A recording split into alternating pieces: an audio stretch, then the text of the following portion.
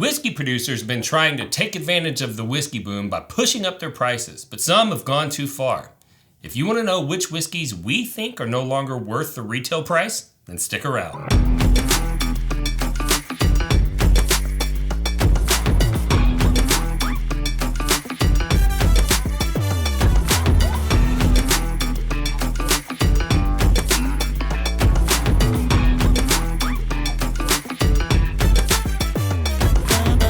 All right, pretty girl, we have to thank our patrons because they are the ones that make all of this possible. Yeah. So this channel is supported by a small group of viewers, something like 1/1,000,000th of 1% of people who watch the podcast are actually making a monthly donation on our Patreon page, and they are the ones that make this content possible.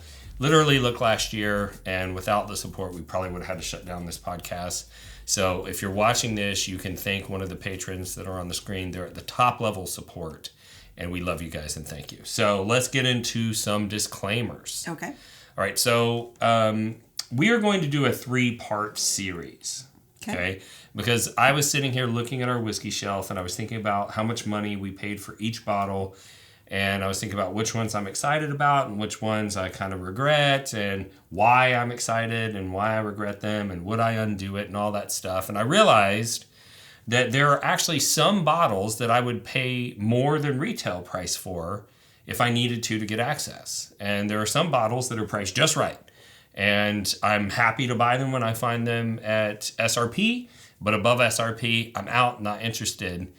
And there are some bottles that I'm not really super excited about buying at SRP, and I have to ask myself, if I could undo the purchase and get the money back in the account and give the bottle back, would I?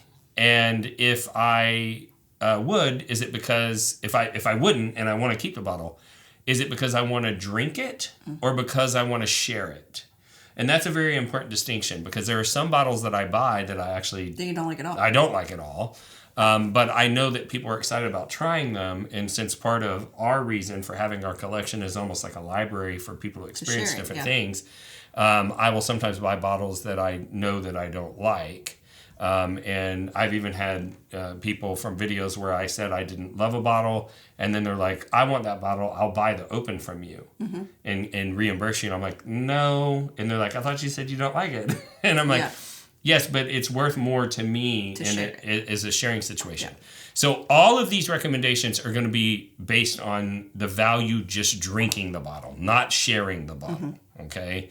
And also something very important to keep in mind is when you are evaluating a bottle's value versus the quality of drinking experience, how much disposable income you have to invest in this hobby comes into play very heavily. And so this is from our perspective and how much we're willing to invest in bottles.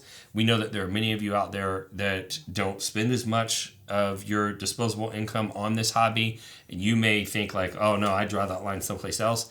And then there's other individuals that have a whole lot of financial resources, and financially it just doesn't make that big of a difference to them whether or not they buy the bottle or they don't. And so they're willing to sacrifice that money for the incremental increase that we wouldn't be willing to do. So, just keep all that in mind. These are not hard and fast rules. So let's jump into the list. So what's the first whiskey that we say may not be worth its retail value any longer? Midwinter Night's Dram. Yes. Retails for $169.99. Yeah, and often you can't find it at that. So I think that that's like the SRP, but sometimes when the smaller stores get it, they paid a little bit more at the wholesale level, and then they have a little bit higher margin than the bigger stores. Sure. And so I think we paid $189.99 for our last bottle. And when these first came out, I think they were a lot cheaper. They weren't cheap. They were never cheap. Sure.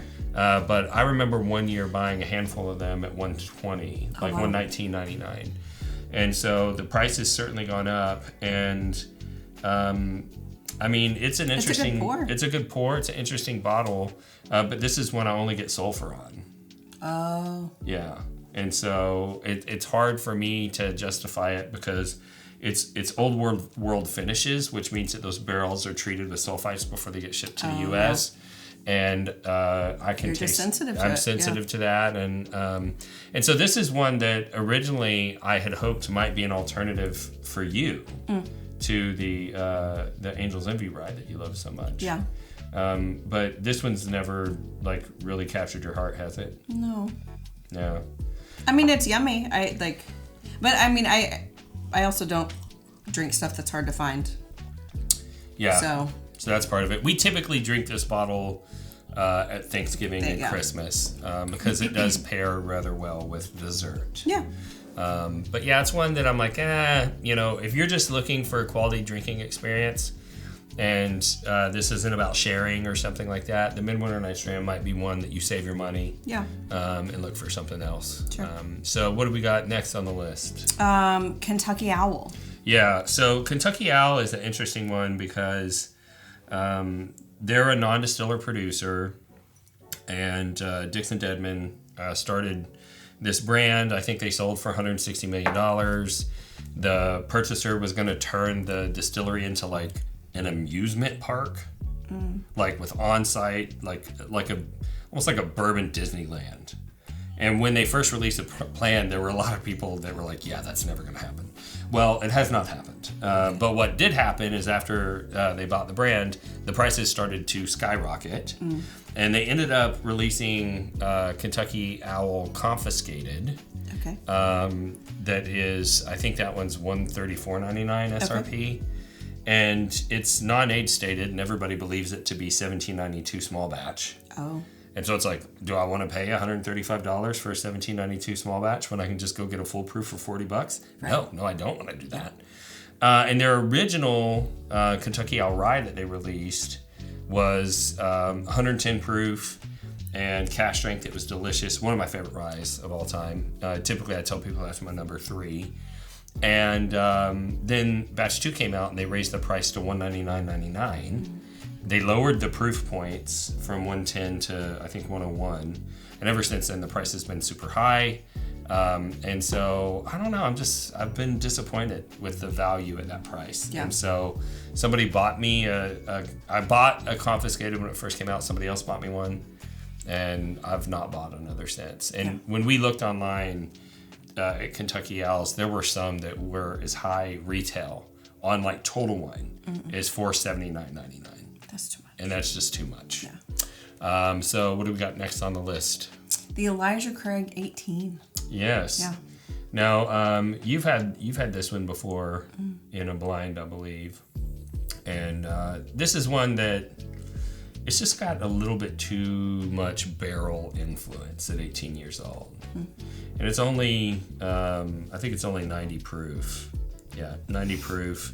So at 90 proof, that 18 years in the barrel, it's a little too much barrel char. Do you remember last time you had that? I don't. Well, I mean, this again. I'm bad at it because like you could give me the same whiskey, over and over again, and I'd be like, oh, this is yummy. Like, I just don't remember. I'm in the moment. Yeah, when you have when you have a husband like me that frequently carries glasses up to you to just sample. Here, drink this. And then you're like, have you had this before? It all gets jumbled together. Yeah. But yeah, the Elijah Craig 18, SRP on that is $199.99, I think. And so it never does well in blinds. It's kind of expensive. It can be a little bit exciting to find. A lot of people get them at the distillery because they'll release these at the distillery in their gift shop. But I don't know if this is going to be a big portion of your personal budget.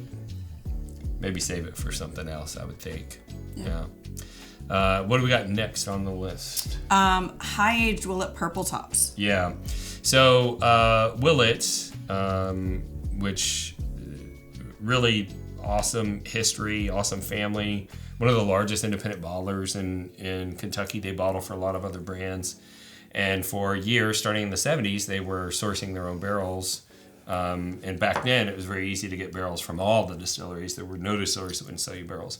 And so they ended up buying, barrels from a bunch of different really well-known distilleries and aging them for a lot longer than those distilleries would typically age them. So they had really high aged versions of whiskeys that people were familiar with but had never tasted at that age before.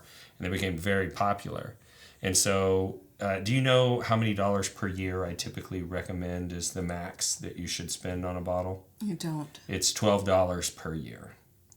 And so what has started to happen with Willet Purple Tops is on the secondary, it is not uncommon for them to be selling for as much as $80 per year. Good grief. Or $100 per year. Yeah. And that's partially because them seeing what's going on with their product, and they do a lot of really amazing fundraiser efforts. So they've auctioned off barrels before that will one barrel raise $250,000 for some nonprofit.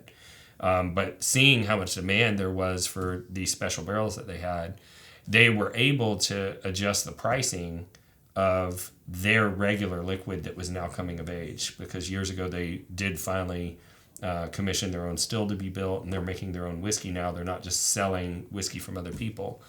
And that cachet has transferred over to their whiskey. And in all fairness, they did a great job of making their own distillate.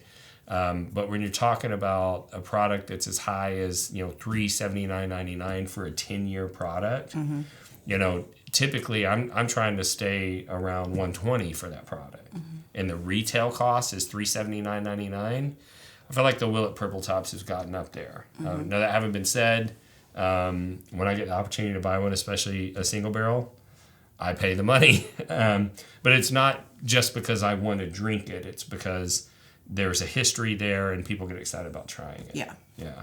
And so if I'm buying something just to drink because of how good it is, probably going to avoid that one and save my cash for something else. Yeah. Hello and welcome to today's episode of What You Have on Your E-commerce site. I'm your host, Randy Sullivan. Let's get right to the questions. Do you have Glen toppers? Yes. Do you have t-shirts? Yes. Do you have bottle carrying bags? Yes. Do you have storage? Yes. Do you have an aroma kit? Yes. People, we have everything at bourbonrealtalk.com. This is stupid. Why do we even need a game show?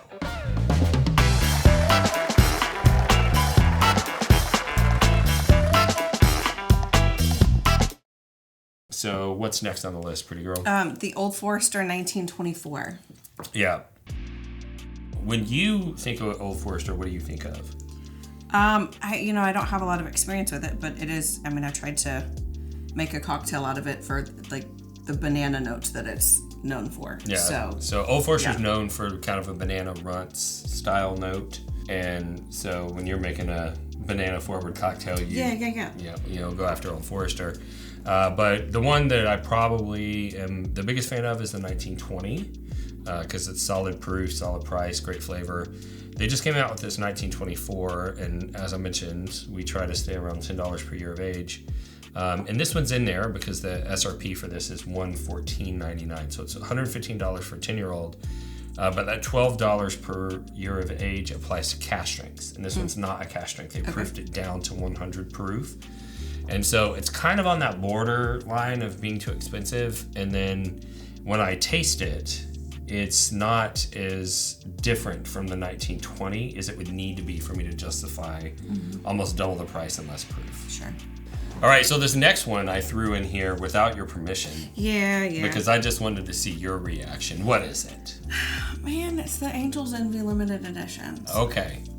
So, in all fairness, this episode is about whiskeys that are not worth their retail value. Right.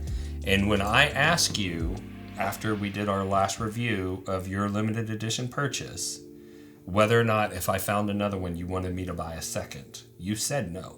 Yeah, I don't need two, but I want to try it at least once. Right. And so tell them about the Angel's Envy limited editions and then give them an idea about what the price range is.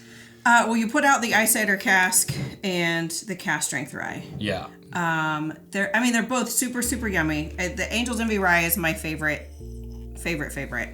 So anytime we have and even like if the limited edition is the bourbon, and I don't generally pour the bourbon for myself.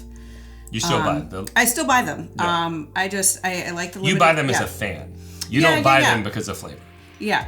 There's not a whole lot that I collect on this wall. So it's my one thing. Yeah. And what's the price range on the last few limited editions? Okay. So they're like $249 to like $399. Yeah. So it's a lot. It's a lot. And so, are they good? Yes. Yes.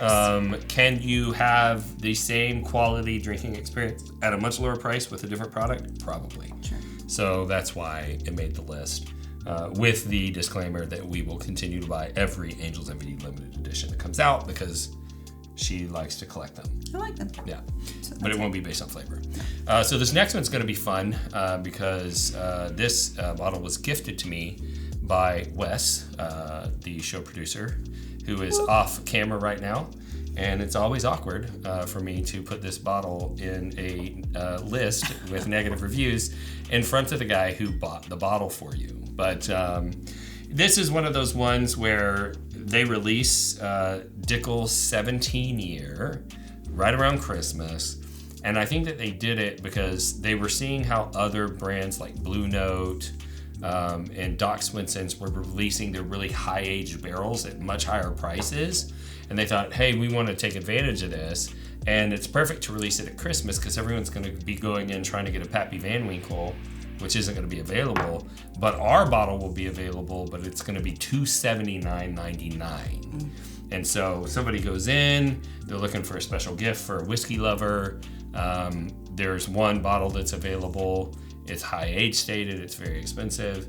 And there's nothing wrong with this whiskey. If you don't like Dickel, you may not like it because it does have that B vitamin peanutty note. But the higher age ones start to taste like grape jelly and peanut butter. So it's kind of interesting. But at $279.99, if you're using up a huge portion of your budget, I'd look for something else. Sure. So what do we got next on the list? The Cream of Kentucky 16 year. Yes, and what was the SRP on that one? $329. $329.99. Yeah, I didn't ask permission before I bought that bottle. You never do, though. Oh, no, I don't. I don't do that. Yeah. Because this is a business. And they just magically appear. They just magically appear. But we got the opportunity to buy this one so that we could do a review of it. I was a little bit hesitant on a 16-year. We did the review, and the whiskey's solid. It has some characteristics that are reminiscent of 1792, and there are some characteristics that are reminiscent of Four Roses. The master distiller for Cream of Kentucky was the former Four Roses master distiller. And so if anyone were going to be able to source barrels from them, probably he would have the contacts to do it. But they don't disclose what the distillery is, only that it's a Kentucky bourbon. And they probably have a non-compete that prevents them from saying so. But whether it is Four Roses, 1792, or some other legacy Kentucky distillery, I can't think of one that would be worth $329.99 at 16 years old, even though it tastes great. And last but not least in our list is the most expensive bottle I have ever paid for at retail. Yeah. Which one was it? Daniel Weller. Daniel Weller. I think like there's a good chunk of that that's just in this topper. Just in the topper. It's so heavy. It's got a compass on it, y'all. Mm-hmm. Like it's a whole thing. Yeah. So I've done 2 videos with this bottle. Yeah. When you pay $499.99 for a bottle at retail, you have to get some mileage out of it. You do. It is 90. What was it? 94 proof. So just not a robust flavor. Nothing wrong with flavor. It's good, but it's certainly not worth $500. So if you're working on a limited budget and you're looking for a bottle for the drinking experience, I'd avoid Daniel Weller as well as the rest of these that are on the table. Yeah. So what do you say we give away some whiskey? Let's do it. All right. What do you want to give away this time? Think like a 2-ounce sample pack that you could do for tasting so that you can share it with other people. Share it with others. Okay. Yeah. What do you want to include? Let's do Midwinter Night's Dram. Mm-hmm. Kentucky Owl. Elijah Craig 18. The Willet 10 year. Mm-hmm. Old Forester 1924. My Ice Cider cask. Dickel 17. Cream of Kentucky. Yes, Cream of Kentucky 16 and the Daniel Weller. So there's going to be some epic, very expensive bottles in this sample pack. So hopefully everyone watching. And 2 ounces is plenty. Is to quite share a with bit, yeah. Some friends, so you should be able. If I had a 2 ounce sample pack that had this number of whiskeys in it, I'd probably invite 3 people to taste with me, and I'd do a 1/4 ounce each. So to enter to win, all you have to do is like this video, subscribe to the channel, ring the bell so that you'll be notified of future content when it's posted. Each piece of content will have a free giveaway in it, so you want to be notified just so that you can get access to the free stuff. And also, you have to fill out the web form in the video description below. That will give us your basic contact information. We'll run a randomizer, post the winner publicly, reach out to the winner, and ship their samples out to them absolutely for free. And why don't you tell the people how they can support the channel? Well, we have our Patreon with lots of different levels for all kinds of budgets, but we've got some really great member benefits, distillery takeovers, barrel picks, in-person meetups, virtual bottle shares, big discounts on merch, all the things. Yeah. Plus, you get the satisfaction knowing you're supporting the channel and its mission. Yeah. And speaking of merch, a lot of the support that we've received over the years is through people going to the website that you built. Yeah. And buying merchandise that you have sourced. Yes. And in fairness, I built it and then Wes made it prettier. So Wes gets the credit. But I source a lot of fun things. We've got some of the Bourbon Real Talk community shirts in gray. Those were our latest release in shirts. We just released some limited edition Capitas. So we've got some great things. So if you can't, do a monthly membership, just check out the merchandise site. Check out the merch. And then another way you could support, which is a little bit off the beaten path, but my channel has always been subsidized by my real estate business. And I am a residential real estate agent, and I practice in the Dallas and Houston metro areas. So if you need residential services in either of those areas, you should check the link in the video description below. Reach out to me.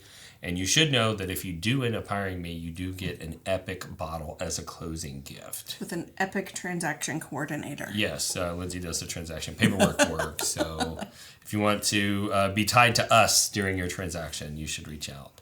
And that's pretty much all we have for you today. But we do want to let you know about our show philosophy.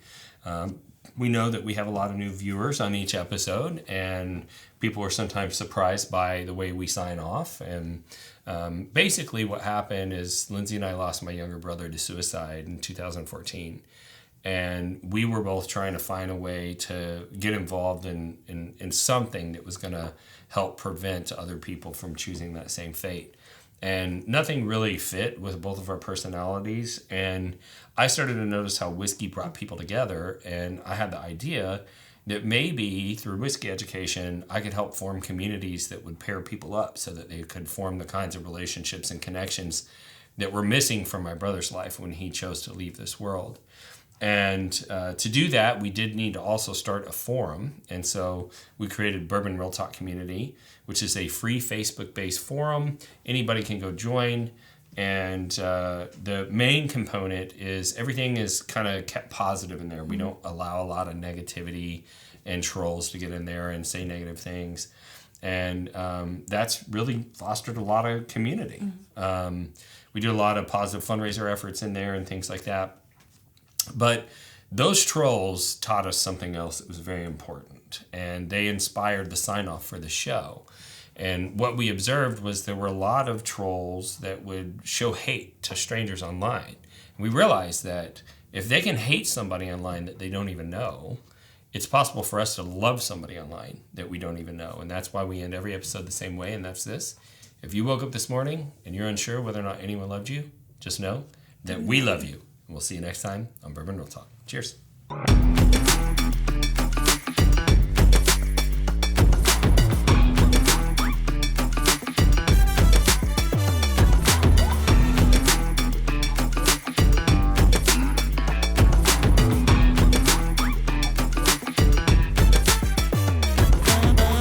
A whiskey troll is a person who seeks negative attention and uses contrarian attitudes to derail civil discussion in online forums. They communicate in ways they never would face to face because they're keyboard warriors. Their only goal is to make other people feel inferior. Hey guys, I'm new here. I just got my first Blanton's. And trust me, you probably paid way too much. I don't care much about the Blantons, but nice. There's no way that she didn't buy that at secondary. Idiot. Oh, I know how you got that bottle. So, are you sick and tired of the whiskey trolls running your fun online? Well, that's why we started Bourbon Real Talk Community. Congratulations. Let me know what you think when you open it up. Hey, welcome to the group. Let me send you over a sample of Blanton's Gold and Straight from the Barrel. See how you like those. I remember back to my first bottle of Blanton's. It was the birthday to my son, and we enjoy it every year on his birthday. Congrats. So if you're looking to connect with some people online who aren't, head over to facebook.com and join Bourbon Real Talk Community today.